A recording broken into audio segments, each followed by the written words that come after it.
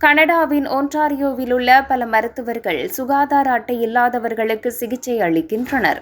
இவர்கள் வீடற்றவர்களாகவோ அல்லது தற்காலிக விசாவில் நாட்டிற்கு வந்தவர்களாகவோ இருக்கலாம். அவர்கள் பணம் செலுத்தாத போதிலும் மருத்துவர்கள் அவர்களுக்கு உதவுகின்றனர். இந்த நிலையில் இந்த சேவையை மருத்துவர்கள் பணம் பெறக்கூடிய வகையில் மாற்றியமைக்க ஒன்டாரியோ மருத்துவ சங்கம் நடவடிக்கை எடுத்துள்ளது. குட் ஃபெய்த் பேமெண்ட் எனப்படும் பணம் செலுத்தும் முறையை மீண்டும் கொண்டு வருமாறு அரசாங்கத்திடம் சங்கம் கேட்டுக்கொள்கிறது.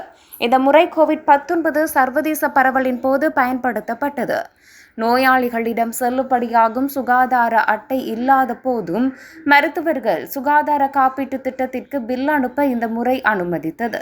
எனினும் இந்த முறை 2023 முடிவுக்கு வந்தது.